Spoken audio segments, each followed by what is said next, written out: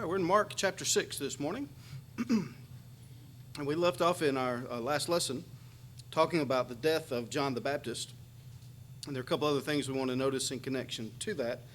And we'll do that first. And if we have time, we'll get into the last part of this chapter with the miracle of feeding the 5,000.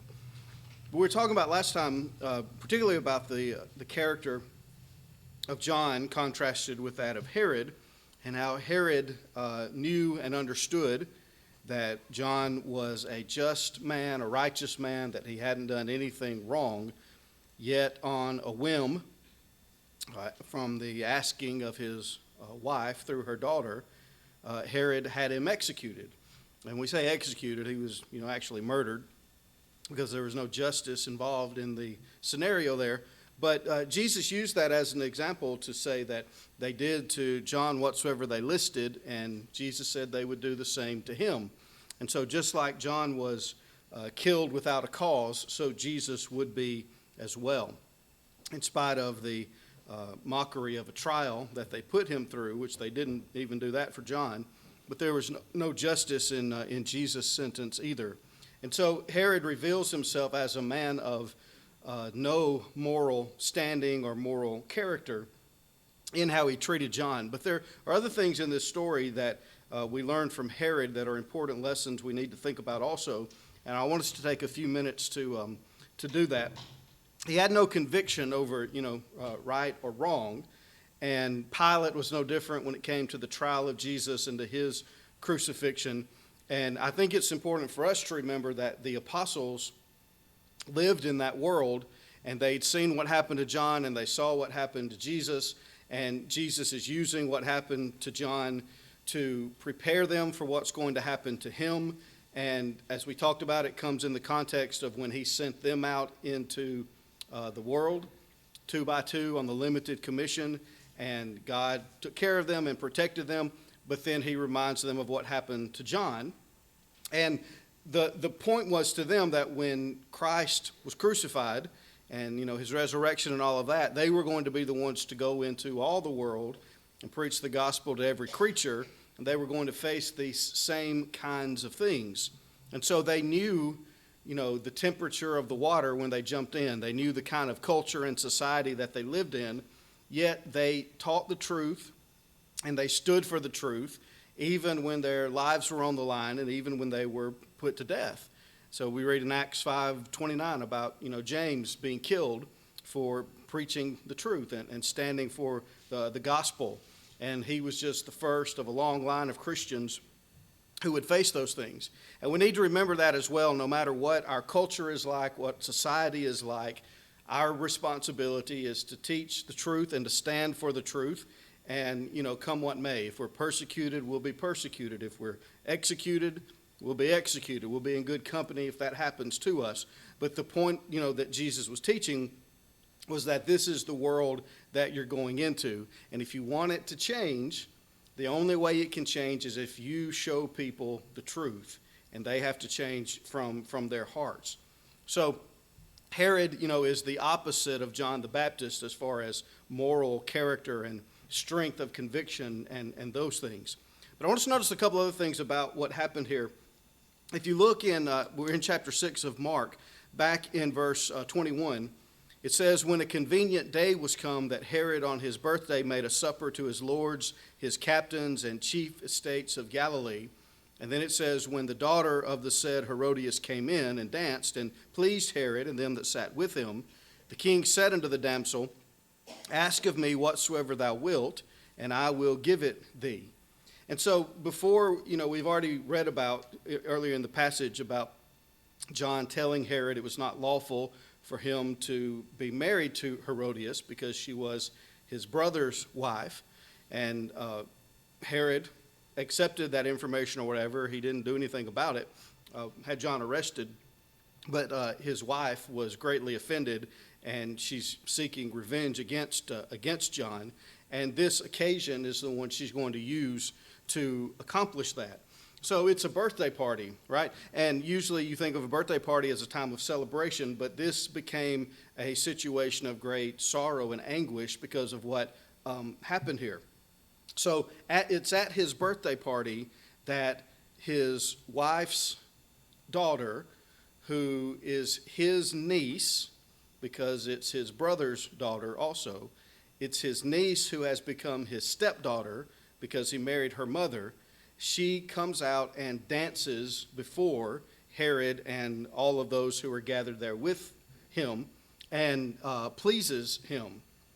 And so in the middle of these, party goers, out comes his niece slash stepdaughter dancing for them.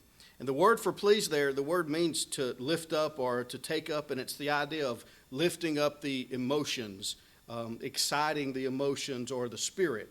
And so, again, this is not Shirley Temple coming out doing a cute little tap dance, a little 6-year-old girl dancing.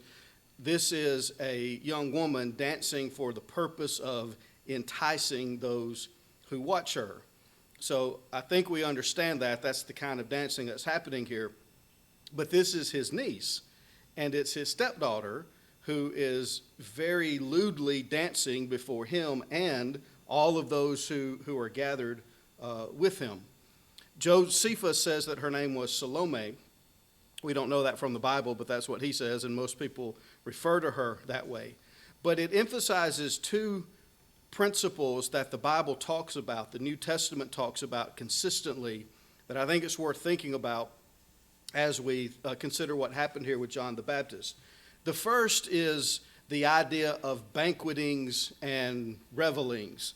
The Bible uses those words, and sometimes we may not know exactly, what they mean or what they refer to, but this passage gives us a good example of what that is.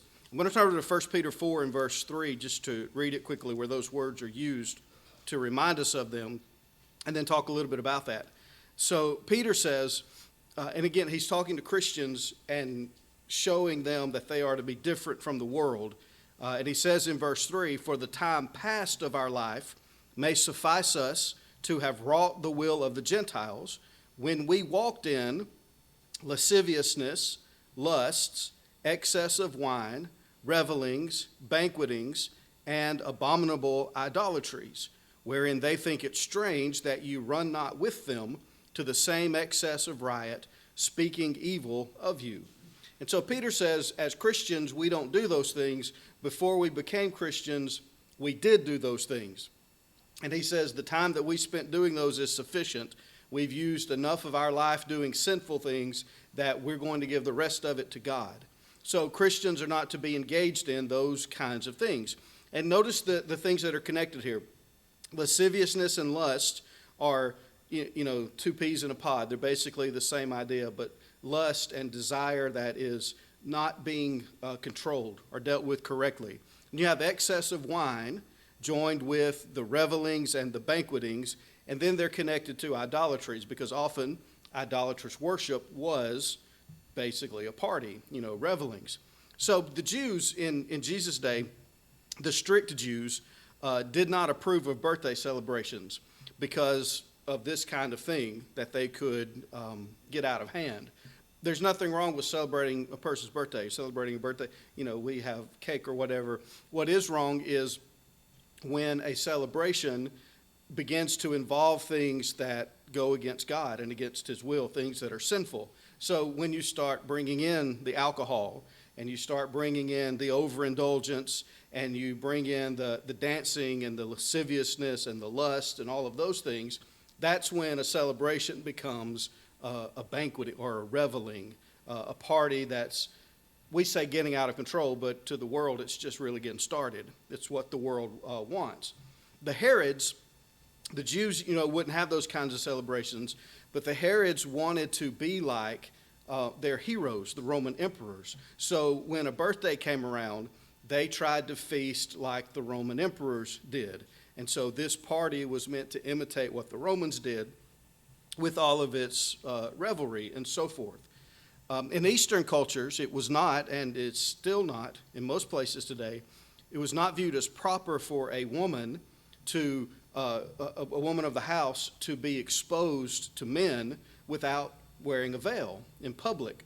We think about Esther, chapter 1 and verse 11, and that was, the root of the problem there. Vashti didn't want to do that, and the king wanted her to. But anyway, a modest woman would not have allowed herself to be seen in such a way in public before a group of men in that kind of setting. But even more than that, a modest mother would not have put her daughter up to dressing the way that she did and acting the way that she did in public. And more than that, a modest father who had any moral conviction at all wouldn't allow his daughter, stepdaughter, niece, to present herself in that way before such a gathering. But the Herod family was completely empty of morality. They had no moral standing on anything. All they cared about was power and money and influence and those kinds of things. It's interesting, Herodias, the girl's mother, was clearly involved in this, and the other accounts indicate to us that she was directing her daughter what to do, and especially when it came, when Herod said, "I'll give you whatever you want," she just didn't say what she wanted. She went and asked her mother because her mother was pulling the strings. And it's interesting that, the phrase we hear so often is like father, like son, and you can't find that in the Bible. But this is what you do find in the Bible. In Ezekiel 16:44, he says, "Behold, everyone that useth proverbs shall use this proverb against thee, saying," and here's the proverb, "as is the mother, so is her daughter." So you don't have like father, like son in the Bible, but you do have like mother, like daughter. And that's exactly what was happening here. The mother, who had been married to one brother and left him to be married to another brother, and brought her niece along and is allowing her to act in this way before her brother-in-law, who's now her husband. I mean, it's also ridiculous and crazy and incestuous. It's horrible to think about. But that's the influence from the mother down to the daughter. So she's turned her daughter into a professional dancer for her own designs, to work her revenge against John, because John said it's a sin for you and Herod to be married. So she had such hatred in her heart toward him that she's working out this scheme to arrange for his death. And the means that she chose to do that, and which worked perfectly, was through revelings and banquetings. So when the Bible warns us against those things, this is the reason why. Because judgment becomes impaired, because when those lustful emotions take over, people don't think correctly, they make wrong decisions, they act not out of their will, out of correct thinking and reasoning, but out of desire, and they do rash things like Herod did. "I'll give you anything to the half of the kingdom." The root of it was the lust that was enticed by his stepdaughter, who's also his niece. As perverse as that is, that's the root of it, and God warns us against that. It's something that almost seems foreign to us in so many ways, but it was a daily part of their society with idol worship and the things that went along with it, and it's become a daily part of our society. You hear it all the time on the news of people in power and their terrible family relationships, and you wonder why there's no moral backbone in our country when you see how people, treat their families and how they are with their families. There's no moral standing at all. And it's just like the Herods, and we have to be on guard against that. And the second thing we have to learn from this is that the Bible warns us about the dangers of dancing, of especially this kind of lascivious and lewd dancing that entices those kinds of feelings and those kinds of emotions. The Bible says over and over again that is sinful. And I want to read some verses to remind us of it. First of all, 2 Corinthians 12 and verse 21, Paul says, "And lest when I come again, my God will humble me among you, and that I shall bewail many which have sinned already, and have not repented of the uncleanness and fornication and lasciviousness which they have committed." Now, this is 2 Corinthians. We know 1 Corinthians and all the problems that they had. 2 Corinthians, they're working to correct those.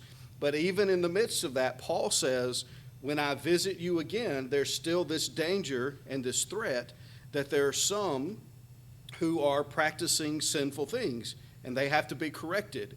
And so he mentions those three: uncleanness, fornication, and lasciviousness. We know fornication, the root of it is lasciviousness, and the result of it is uncleanness. But all three of those are tied together. The fornication doesn't take place without the lasciviousness, without the lust. And so dancing that produces lust, like what the young woman was doing here, comes from that idea of lasciviousness. Now, Romans 13 and verse 13, let me flip over there real quick. Paul says, "Let us walk honestly as in the day, not in rioting and drunkenness, not in chambering and wantonness, not in strife and envying." And so those words, again, are words that kind of go over our heads sometimes. We know what strife and envy are. But you have the words rioting and drunkenness joined together, which is when you drink, you become riotous, you get out of hand. Then you have chambering and wantonness is the lust again, and chambering is the result of it. So it has to do with fornication. And then strife and envy, so you want what someone else has, that creates conflict. But those are joined together, and the chambering and the wantonness, again, starts with the being enticed with the lust, and then produces the sinful action. Ephesians chapter 4 and verse 19, again, it's Paul. He says, "Who being past feeling have given themselves over unto lasciviousness, to work all uncleanness with greediness." Then he says, "But ye have not so learned Christ." So those who have given themselves over to their lustful desires, which is what Herod did, he let his emotion and his lust overcome his thinking, and he gave in to that, and then made this promise to his wife's daughter, and followed through with it, and had John the Baptist killed. And the action, of course, is terrible. The murder, it's horrible. You think of murder as this huge thing, that how could you ever do that? Well, the root of his murder was his lust for his niece stepdaughter. That's what produced the murder, but it started with lust. And Paul says when you give yourself over to that, you become past feeling, which means you shut down your conscience. And when you're only thinking, with your feelings and your emotions, the reasoning is turned off, and you do all kinds of things. Uncleanliness with greediness. And so not only do you do things that are unclean, immoral, but you become greedy for it. You want more and more. But he says you didn't learn that from Jesus. That's not from the gospel. That's not how Christ lived his life. And so we shouldn't do that either. And then one more passage, 2 verses, 2 Peter 2. First of all, verse 7. Peter says about Lot, he says, "And delivered just Lot." And that doesn't mean just Lot by himself, but it means righteous Lot. That Lot was just and righteous. "Vexed with the filthy conversation of the wicked." And then verse 18 says, "For when they speak great swelling words of vanity, they allure through the lust of the flesh, through much wantonness, those that were clean escaped from them who live in error." So you have Lot, who's in the middle of Sodom and Gomorrah, surrounded by the filthy conversation, and the language there, the Bible calls that dirty, unclean, filthy living. Their deeds were sinful. And Lot was surrounded by it, and it vexed his soul. He didn't approve of it. He opposed it, but he was, by his own fault, he was, stuck in that situation where he had moved to. But he remained just. He didn't commit those sins. But it was a filthy conversation of the wicked. And as we read there in verse 18, we see the connection to wantonness. And notice the importance of verse 18, that he says these false teachers, they speak these great swelling words of vanity. And so it's vanity because it's empty, but it sounds, really good. He describes them in verse 17 as wells without water. So you have a well dug, and you put a roof over it, and it's got a crank where you can let the bucket, and it looks very nice, and you think, what a great well, but there's no water in it. It may be beautiful, but it's pointless. He says that they're clouds that are carried with the tempest. And so the ground is parched, and you watch the sky, and these huge clouds build up, and you think finally we're going to have some relief and some rain, and the clouds just blow over. They darken the sun, and it gets shady, but no rain falls. That's the idea of these swelling words of vanity. They sound good, and they say a lot, but there's no meat in it, nothing to it, because they're not teaching the truth, they're teaching error. But instead, what they do in those words is to allure through the lust of the flesh. They say what people want to hear, things that appeal to the flesh, their fleshly desires. And then he says, through much wantonness. And again, that idea of lasciviousness and of lust, that people want this, and so if I preach what they want, then they'll listen to me and they'll follow me. And what Peter says is that even those who were clean escaped, so those who had come out of the world, who had come out of error, who had obeyed the gospel and had been made clean, if they're not careful, they can be led back into error by listening to what they want to hear rather than what the Bible actually says. And so it's the danger of lust and letting lust take over and take control. And it's exactly, again, what happened with Herod. And it's a demonstration to us of what the Bible means when it talks about those words. And so things that entice, that cause people, to be led by their fleshly desires, by the lust of the flesh, are things that are dangerous. And what happened here, the way that manifested was through dancing. And I think it's also worthy of considering and reminding ourselves that Herod wasn't dancing. He was just watching. So he wasn't out on the dance floor dancing with her. He was just there seeing what's taking place. And he was powerfully moved by that to do what he did, and ultimately to murder John the Baptist. We know what the Bible teaches about immoral or immodest apparel in 1 Timothy 2 and verse 9, that we're not to be clothed with that. And we understand that it becomes a danger to our souls for dressing in that way, but also a danger to any soul that crosses our path, whereby we may entice them to lust. And so we have to dress modestly for ourselves, but also so we're not an influence for evil in the world. And so no man in his right mind would want his wife or his daughter or his sister or his niece or his stepdaughter or whoever to be the object of another man's, lustful gaze.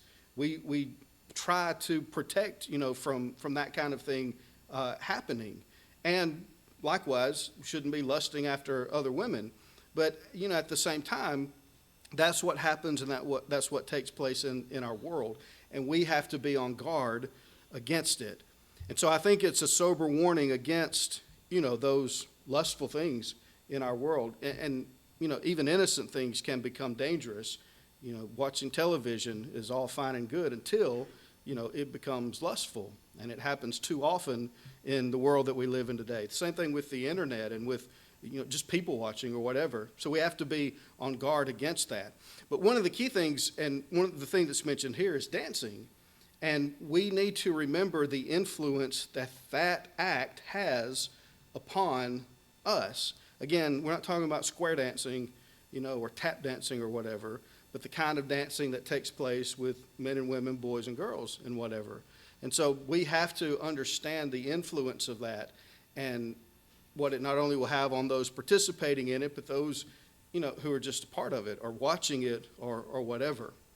So we have to be on guard. Prom, we hear so much about prom, and it's one of the things that it really kind of shocks me living in this area where, you can't drive 5 miles from any point in this county just about without running into a Church of Christ.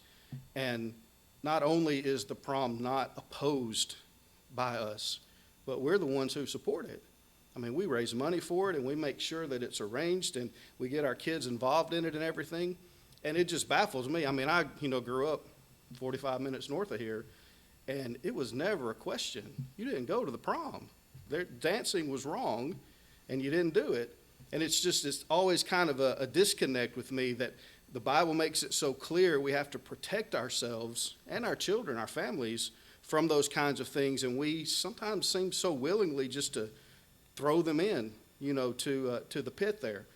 I think if Jesus were here, on the earth today, I ask myself, would he go to the prom? Would he be there in that environment with everything that goes on with it and, what's associated with the prom? Would he be the chaperone? And if he were the chaperone, would any of the kids show up for the prom? What kind of prom would it be if Jesus were the chaperone, right? If he had kids, would he send his children to the prom? I think it's just something we need to think about what the Bible teaches concerning the dangers of these kinds of activities and the influence that they have, because it literally led to the murder of John the Baptist. The root cause of that action was somebody dancing, and he became enticed, and, he sold his soul, if you will. And it doesn't always progress to that extent, we understand, but at the same time, it's a very serious thing, and the Bible warns us about it over and over and over again. So we need to be on guard against that. So when she danced, Herod said, I'll give you anything you want, up to, half of the kingdom. And that's the moment that her mother had been waiting for. And so when she came to her, she said, I want John the Baptist's head on a charger. The King James Version says, we often say on a platter, which is what the idea of it is. And so Herod, because he made this rash promise, and because he was not thinking correctly, and because he had no moral backbone, he gave her what she asked for. So he'd taken an oath, and he followed through with it, and he had John executed and cut his head off. And so his head was put on a platter and presented to the daughter, who then in turn gave it to her mother. What a sick family. Not only everything that's gone forth, but now they're carrying around a man's head on a plate because of her anger, because he said, you can't be married to this man and be right with God. But that's, the way it is. When you stand for the truth, you'll be opposed. And sometimes there will be irrational anger such as this. We have to do what's right anyway.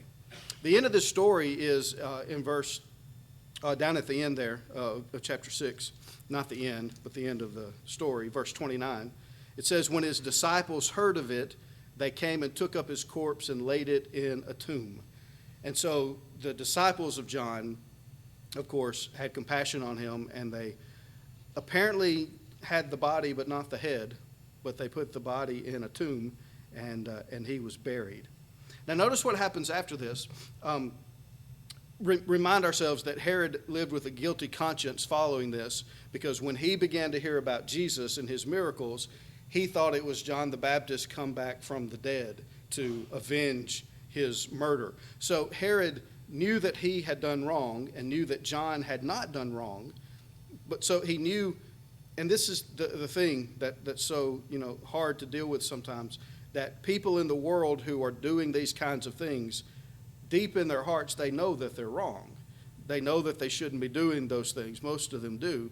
But they become so committed to it, that you have to dig in to your sin and then defend it, and so you go further and further into it. Herod knew that he was wrong in what he did and that he shouldn't have executed John. And instead of making it right, he lives with this guilty conscience, and so he sees himself being pursued by a vengeful ghost or whatever, that John's come back as Jesus. And so he had reason to fear. He was guilty. And eventually vengeance would come for him. God was going to bring him into judgment one day unless he made it right with him.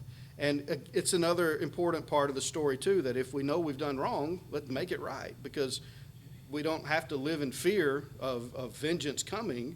We can live with certainty that vengeance is coming. God is going to bring us into judgment one day. But if those sins are forgiven, then we don't have to worry about those anymore.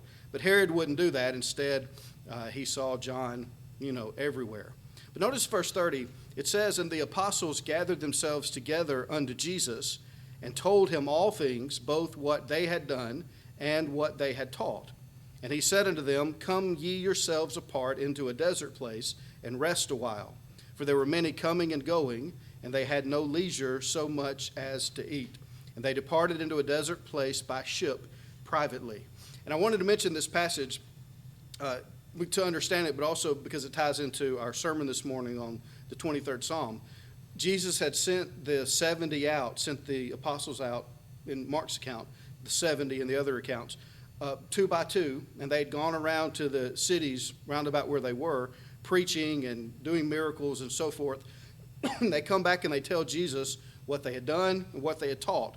And Jesus' response is, we need to separate ourselves from the crowd, go to a deserted place, and rest a while. And we're told that there were so many who were coming and going and constantly, surrounding them that they had no leisure. It was hard to even eat a meal because there were so many people there. But Jesus emphasized that after they had done that work, they needed a rest. And it's an important part of the gospel story. It's an important part of the Bible from the creation all the way through the end, that God provides for us rest. And he wants us to partake of it and, take part of the rest that he offers us.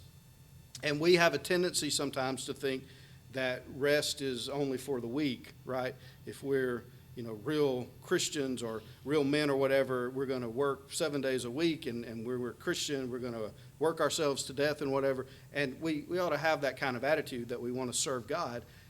But we're human beings, and we also need rest. And God understood that, and he's put it into his plan for us. And when we don't take advantage of it, we're not doing things the way that God wants us to. We're not trusting him that his way is the right way. His disciples needed a time of rest.